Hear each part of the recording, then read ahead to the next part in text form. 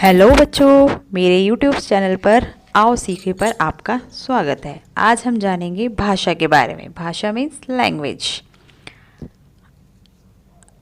आज हम जानेंगे इस वीडियो में भाषा की परिभाषा, भाषा के भेद, विशेषताएं, उसके महत्व, मौखिक एवं लिखित भाषा में अंतर को समझेंगे।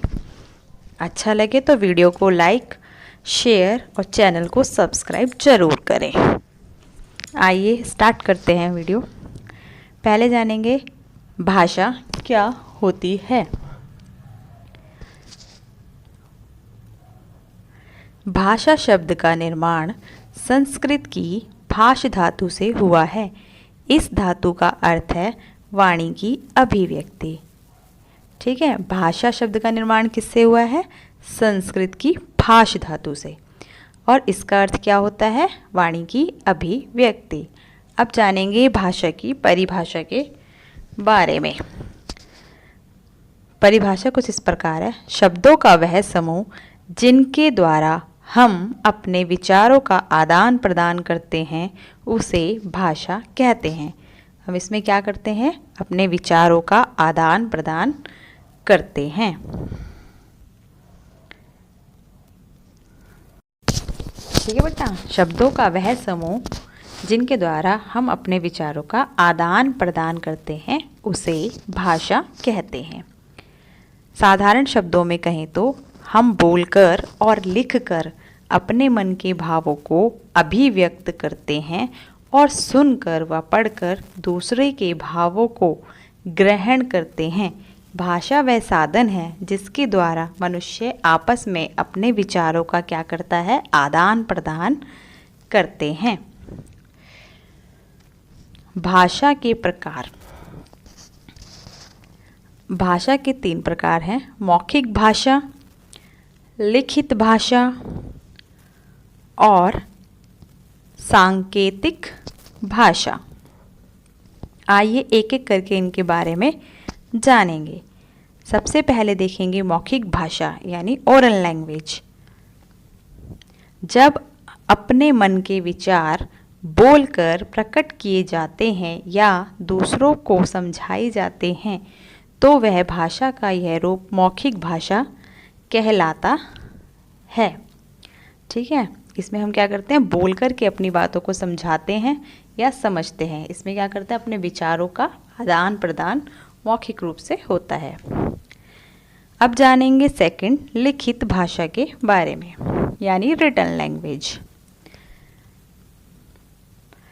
जिन अक्षरों या चिन्हों की सहायता से हम अपने मन के विचारों को लिखकर प्रकट करते हैं उसे लिखित भाषा कहते हैं। इसमें क्या करा जाता है? लिख कर के अपनी बातों को समझाया जाता है या किताब पढ़ कर के हम उसके मन के भाव को समझते हैं कि वो क्या कहना चाहते हैं। जैसे आप मेरी बातों को सुनकर क्या कर रहे हैं? समझ रहे हैं, तो उसे क्या कहेंगे? मौखिक। और पढ़ कर के क्या कर रहे हैं? समझ रहे हैं, तो इसको हम लिखित भाषा कहेंगे। थर्ड देखेंगे सांकेतिक भाषा, साइन लैंग्वेज। यह एक ऐसी भाषा है जहां एक व्यक्ति दूसरे व्यक्ति से अपने विचारों को सांकेतिक रूप से प्रकट करता है। इसे ही हम सांकेतिक भाषा कहते हैं। इसमें क्या है? कुछ संकेतों द्वारा इंसान क्या है? बताता है। ज़्यादातर ये भाषा जो है वो कौन प्रयोग करता है? जो सुन या बोल नहीं पाते ऐसे व्यक्ति इन चीज़ों का ज़्यादा यूज़ करते हैं। बाकी आम लोग भी इन चीज़ों का यूज़ करते हैं। जैसे किसी को चाय पीनी है तो वो कप का इशारा करेगा, या कोई दुखी है तो इस तरह का इशारे से बात बातचीत कर सकते हैं। अब जानेंगे हम भाषा की विशेषताएं। भाषा प्रतीकात्मक है, भाषा ध्वनिमय है, भाषा का संबंध मनुष्य से है, भाषा परिवर्तनशील है, भाषा की क्षेत्रीय सीमा होती है। यानी भाषा का क्या है? एक अपना प्रतीक होता है कि ये कहाँ की भाषा है। भाषा ध्वनि में है, इसके अंदर क्या है? एक अपनी ध्वनियाँ होती हैं, कुछ किस तरीके से बात करनी है, ये कैसे है। भाषा का संबंध क्या है? मनुष्य से ही होता है, जानवरों की भी होती है अपनी लैंग्वेज, लेकिन मनुष्य ज़्यादा यूज़ करते हैं। भाषा परिवर्तनशील है, बदलती रहती है हर जगह पर। भाषा की क्षेत्रीय सीमा होती है, यानी हर क्षेत्र में जो है भाषा क्या है वो अलग अलग तरीके से बोली जाती है ना। तो हर क्षेत्र की एक अपनी भाषा होती है। आइए जानते हैं मौखिक भाषा के उदाहरण। बातचीत करना, वार्तालाप करना, संबोधित करना, नाटक करना, रेडियो सुनना, फ़ोन पर बातचीत करना आदि।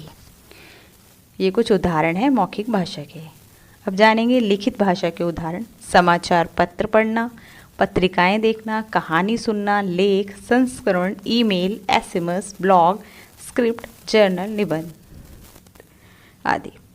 मौखिक एवं लिखित भाषा में अंतर। देखेंगे इनमें अंतर क्या है। मौखिक भाषा में कम स्थायित्व होता है, ठीक है, लेकिन लिखित भाषा में क्या होता है, मौखिक भाषा की अपेक्षा स्थायित्व अधिक होता है, यानी ये बहुत सटीक होती है और मौखिक भाषा क्या है, ज़्यादा सटीक नहीं होती। मौखिक भाषा सरल होती है, हम आराम से बोल सकते हैं किसी भी चीज़ को। और लिखित भाषा क्या है, मौखिक भाषा की अपेक्षा अधिक श्रम साध्य। श्रम साध्य मतलब इसमें मेहनत ज़्यादा लगती है लिखने में, समय साध्य टाइम भी लगता है ना। तो ये श्रम साध्य और समय साध्य होती है। मौखिक रूप में व्याकरण संबंधी नियमों की शिथिलता देखी जाती है, यानी ज़्यादा ग्रामर यूज़ करने की आवश्यकता नहीं होती बोलने के लिए, लेकिन लिखने के लिए लिखित भाषा अपेक्षाकृत क्रमबद्ध श्रृंखलाबद्ध होती है, इसमें ज़्यादा जरूरत होती है। मौखिक भाषा में अर्थ ग्रहण शीघ्र हो जाता है, यानी किसी ने कुछ कहा और हमने उसको जल्दी से समझ लिया उसका अर्थ, है ना। लेकिन लिखित भाषा में अर्थ तक पहुंचने की प्रक्रिया मौखिक भाषा की अपेक्षा क्या होती है, लंबी होती है, यानी उसको समझने में हमें टाइम भी लग जाता है। बोलना सरलता, सहजता एवं शीघ्रता से सीखा जा सकता है ना, उसको हम आसानी से बोल सकते हैं। लेकिन लिखना जो है वो सीखना अपेक्षाकृत कठिन होता है, क्योंकि बोला तो आराम से जा सकता है, लेकिन लिखने के लिए प्रॉपर ग्रामर का यूज़ भी करना पड़ता है, किस तरीके से हमें लिखना है, ये सब भी हमें देखना होता है। एक छोटा सा रिकैप देखेंगे, क्वेश्चन देखेंगे कुछ। भाषा किसे कहते हैं, जिस साधन से हम अपने विचार बोलकर या लिखकर प्रकट करते हैं तथा दूसरे के विचारों को सुनकर या पढ़कर समझ लेते हैं, वह साधन ही भाषा है। जैसे सब हमें भाषण देना आदि। भाषा के कितने रूप होते हैं, भाषा के 2 रूप होते हैं मुख्य प्रकार से, मौखिक एवं लिखित। लेकिन हमने तीनों रूपों के बारे में जाना, मौखिक, लिखित और सांकेतिक। राज्य देखें कुछ उनकी भाषाएं, जैसे बंगाल में बंगला बोलते हैं, कर्नाटक में कन्नड़, पंजाब में पंजाबी, महाराष्ट्र में मराठी आदि। आंध्र प्रदेश में तेलुगु बोलेंगे, कश्मीर में कश्मीरी, केरल में मलयालम, उड़ीसा में उड़िया।